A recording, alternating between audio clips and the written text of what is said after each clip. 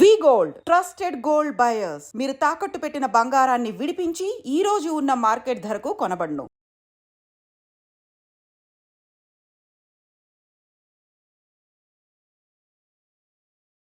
పెహల్గాంలో ఉగ్రదాడి జరిగిన తర్వాత ఇది రెండు దేశాల మధ్య ఎంత సెన్సిటివ్ ఇష్యూగా మారిపోయిందో మనందరికీ తెలిసిందే. సరే, ఏ నలుగురు కలిసినా కూడా దీని గురించే మాట్లాడుతున్నారు.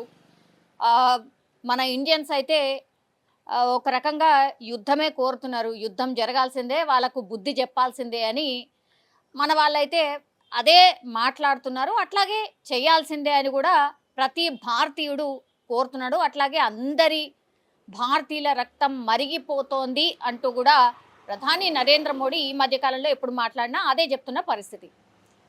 ఇంత సెన్సిటివ్ ఇష్యూ, ఇంత దేశమంతా అట్టుడుకుతున్న పరిస్థితుల్లో మొన్న 2000 అంటే ఈ సంవత్సరమే దట్టు 27వ తారీఖున, అంటే ఈ దాడి జరిగింది 27వ తారీఖున కర్ణాటకలోని ఒక ప్రాంతంలో లోకల్గా క్రికెట్ మ్యాచెస్ ఆడుతూ ఉంటారు కదా.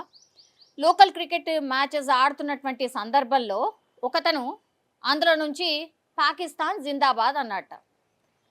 నువ్వు కర్ణాటకలో ఉంటావు, ఇండియాలో పుట్టి ఇండియాలో పెరిగి కర్ణాటకలో ఉండి నువ్వు పాకిస్తాన్ జిందాబాద్ అని ఎట్లా అంటావు? తప్పా కాదా? ఆబ్వియస్లీ తప్పే. తప్పు కాదు, అసలు అది నేరం. ఇప్పుడు మొన్న జరిగినటువంటి పెహల్గాం దాడిని అసలు ఎవరు మర్చిపోలేనటువంటి పరిస్థితిలో ఉన్నాయి. చాలామంది ఇదే విషయాన్ని ఇంకా మాట్లాడుతున్నారు.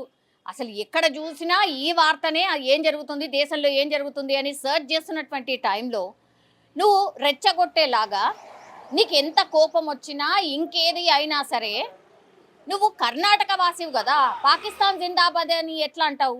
అంటే మన దేశంలో పుట్టిన వ్యక్తివి కాదా? మరి పాకిస్తాన్ మీద ప్రేమ ఉంటే పాకిస్తాన్కి వెళ్ళిపోవాలి, అంతేగాని నువ్వు ఇండియాలో ఉంటూ ఏదో లోకల్లీ వాళ్ళు కొట్టుకుని క్రికెట్ మ్యాచ్లో ఏదో లాసో విన్నో ఎవరో ఒకరు గెలుస్తారు, ఎవరో ఒకరు ఓడిపోతారు. అట్లాంటి సందర్భంలో ఆ కోపంలో నువ్వు పాకిస్తాన్ జిందాబాద్ అన్నావంటే అంటే రెచ్చగొట్టి నువ్వు ఇంకేదో క్రియేట్ చేయాలని పక్కాగా అనుకుని ఆ మాట అన్నావు.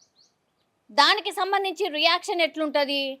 క్రికెట్ మ్యాచ్ ఆడేవాళ్ళు చాలామంది ఆ గ్రౌండ్ పరిసరాల్లో ఉన్నారట.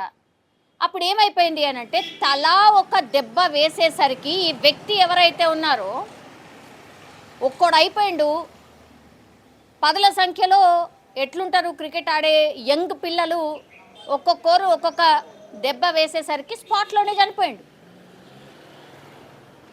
ఇది ఇవాళ బయటకు వచ్చినటువంటి పరిస్థితి.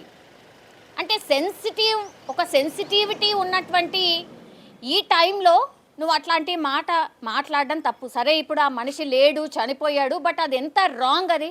దాని రియాక్షన్స్ ఇప్పుడు ఎక్కడ అయినా సరే అదే ఉంటుంది.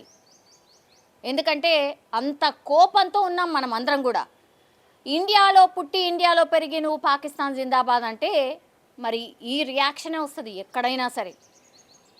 ఇప్పుడు కర్ణాటక ప్రభుత్వం మాత్రం దీనిపైన పూర్తిగా విచారణ చేసి ఒక 15 మందిని, అంటే టోటల్లీ ఆ మనిషిని కొట్టి తన్ని ఇంకేదో చేస్తే చనిపోయాడు కాబట్టి 15 మందిని ఐడెంటిఫై చేసి వాళ్ళు అరెస్ట్ చేసిన పరిస్థితి.